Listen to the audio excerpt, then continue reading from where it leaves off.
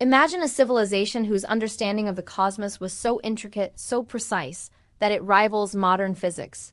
They mapped stars, predicted celestial events, and designed rituals mirroring neural patterns of the human brain. What if their religion, often dismissed as primitive superstition, contained insights modern science is only now rediscovering? This isn't myth. This is history, psychology, and philosophy converging to challenge our perception of progress. Today, we explore how ancient religion, buried beneath ritual and symbolism, reveals sophisticated intelligence. It reshapes how we think about human cognition, societal adaptation, and the very nature of knowledge itself. By this journey's end, you may question what we truly mean when we say advanced science, and whether the boundary between faith and reason has always been as rigid as we imagine. At the heart of this story lies the intersection of human perception and cultural memory. Neuroscience tells us our brains are wired to recognize patterns, anticipate threats, and create meaning. Ancient societies understood this. Their religious frameworks weren't just attempts to explain phenomena. They were complex adaptive systems designed to optimize collective cognition, manage stress, and enhance social cohesion. Imagine the brain as a dynamic system, neurons firing in patterns representing reality and imagination. Now imagine a society where every ritual, symbol, and chant reflects these neural patterns on a cultural canvas. Religion becomes both a mirror and a map of the human mind, navigating uncertainty and maintaining equilibrium. Archaeological evidence from Mesopotamia, Egypt, and the Indus Valley reveals astonishing consistency. Astronomical observations encoded in temples, ziggurats aligned with solstices and precise celestial mythologies. Long before telescopes, these civilizations predicted eclipses, solstices, and even planetary alignments. Modern researchers call this primitive astronomy, but closer examination suggests a far deeper understanding. The rituals weren't mere ceremonial gestures. They were mnemonic devices, cognitive scaffolds.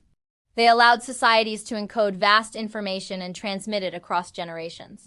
Each festival, chant, and sacrament was like a neural circuit, strengthening collective memory and adaptive behaviors. Consider the ancient Egyptians and their cult of Thoth, god of wisdom, writing, and cosmic order. Thoth was not merely a deity. He embodied principles of measurement, balance, and communication. Temple inscriptions describe complex calculations related to lunar cycles, Sirius, and agricultural planning. What strikes modern scholars is the dual nature of these teachings, religious and entirely functional, providing predictive power over natural cycles, social organization, and even psychological regulation. The priests were early cognitive engineers, using ritual and myth as tools for social coherence and environmental mastery. The Indus Valley civilization presents an even more fascinating case. Archaeologists uncovered urban grids, standardized weights, and complex drainage systems. But embedded within these innovations are signs of a religious philosophy resonating with modern cognitive science. Symbols on seals, altars, and pottery indicate a sophisticated grasp of dualities, order and chaos, male and female. These dualities mirror neural processing patterns, where balance allows the brain to function optimally.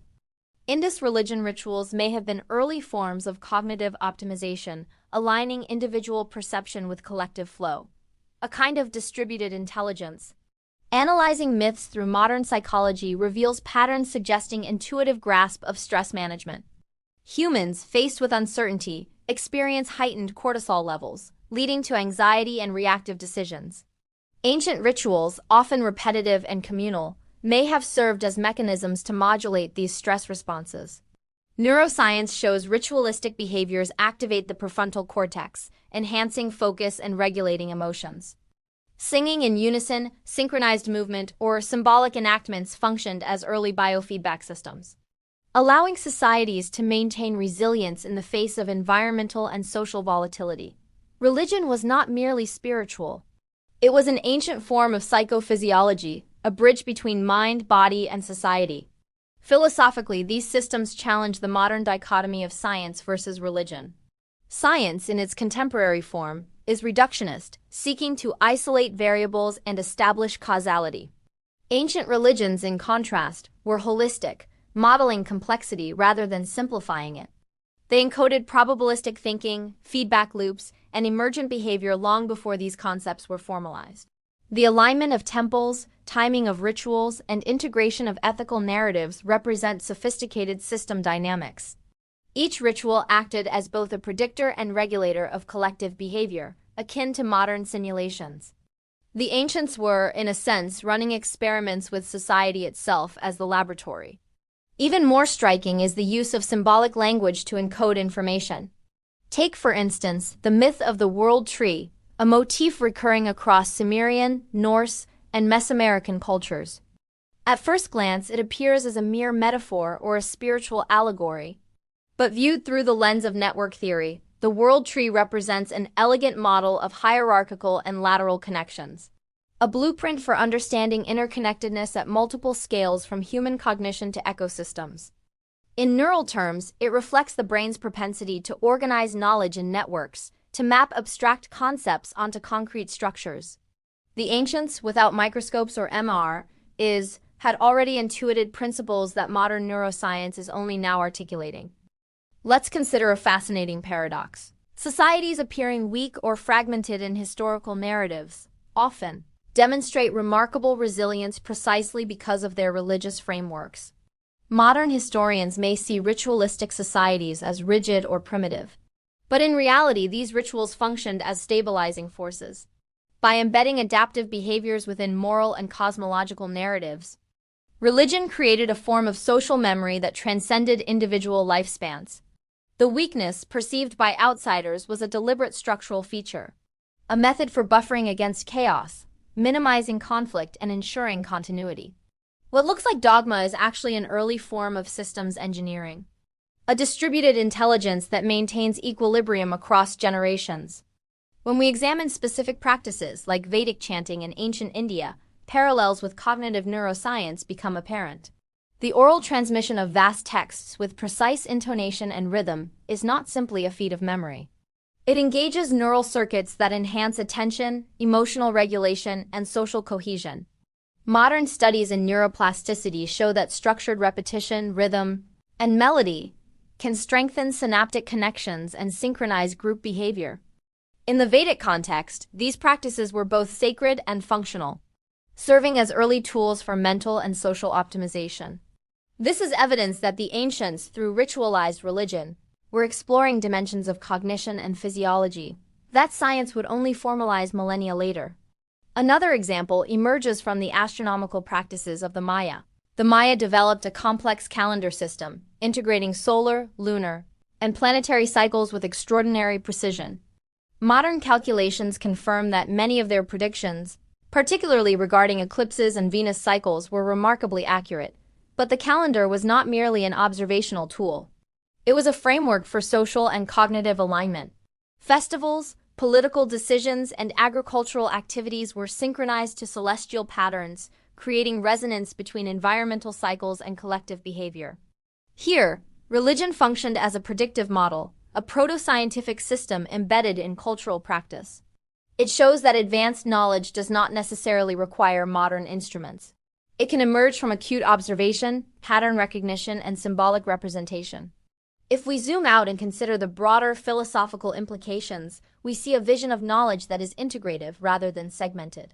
Ancient religions did not separate ethics from science or psychology from cosmology.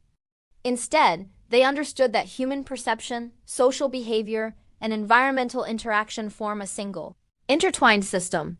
Each ritual, each story, each symbol was a node in this network, transmitting information, regulating behavior, and shaping perception. The metaphor of society as an energy network, with each individual as a node, is strikingly modern. Collective intelligence, emergent order, and resilience are principles that contemporary science studies formally, yet these were intuitively grasped and operationalized by ancient cultures. Even in their treatment of mortality and uncertainty, these religions exhibit a profound understanding of the human mind. Mortality creates existential stress, triggering the fight or flight system. Rituals surrounding death, the afterlife, and ancestor veneration were not merely cultural artifacts. They were mechanisms for managing collective anxiety, preserving social structure, and guiding adaptive behavior. Neuroscience tells us that confronting uncertainty through structured narrative reduces amygdala activation, and facilitates prefrontal modulation of fear responses. Ancient religions, through their myths, ceremonies, and sacred architectures, provided precisely this structured narrative, effectively training societies in emotional and cognitive regulation over centuries. What if the boundary between ancient religion and modern science is not a line, but a spectrum? The ancients approached questions of causality, complexity, and probability not with equations, but with ritualized experiments, mnemonic architectures, and symbolic logic. Their insights into human behavior, perception, and adaptation are mirrored in contemporary fields, such as behavioral economics, cognitive psychology, and network science. The apparent gap between faith and reason begins to collapse when we recognize that both are human attempts to model reality, to predict outcomes, and to optimize adaptive behavior. Religion, in this light, is not an obstacle to scientific thought, but an ancestral precursor, a proof that human intelligence has always sought coherence in the face of complexity. Perhaps the most provocative implication of this perspective is that technological sophistication is not the only measure of advancement. A society may wield metal tools, telescopes, and computers, but without understanding cognition, collective behavior, and environmental feedback, it remains vulnerable to collapse. Ancient religions, in contrast, encoded resilience directly into their cultural DNA. They anticipated stress, structured perception, and guided social dynamics with a subtlety that rivals modern predictive models. The magic of ritual and myth is, in fact, a form of applied science, a system for harnessing human potential and navigating uncertainty. As we reflect on these insights, it becomes clear that history, psychology, and philosophy are deeply interwoven. Ancient religion was more than a set of beliefs. It was a cognitive technology, a social algorithm, and a philosophical framework all at once. It demonstrates that human beings, even in pre-scientific eras, were capable of extraordinary abstraction, observation, and adaptation. Their methods were encoded in story, symbol, and ritual, but their goals mirror our own: to understand the world, to survive, and to thrive in a universe full of uncertainty. So the next time we dismiss an ancient religion as primitive or irrational, we might pause to consider what we are overlooking. Within the layers of myth and ritual lies a sophisticated understanding of human nature, environmental systems, and cosmic patterns. These societies anticipated problems we still struggle with today: managing collective behavior, predicting complex events, regulating stress, and aligning human action with natural cycles.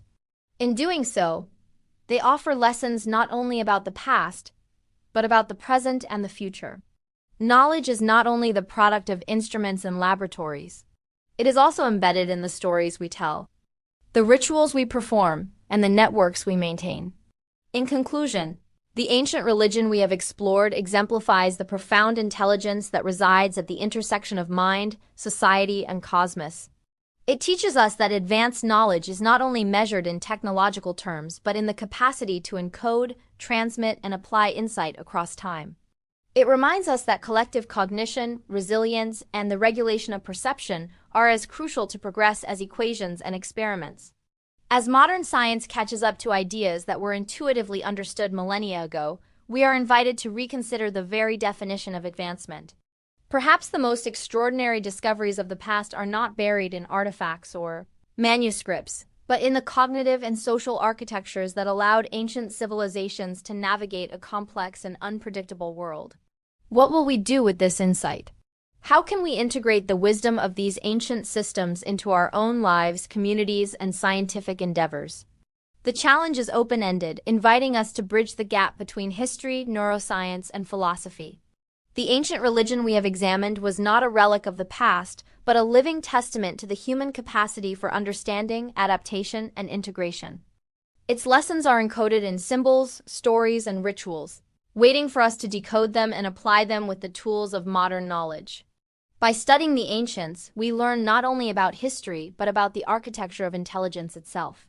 If this exploration has expanded your perception of history and science, if it has made you pause and reconsider what is truly advanced, then imagine what other insights lie hidden in the patterns of our past.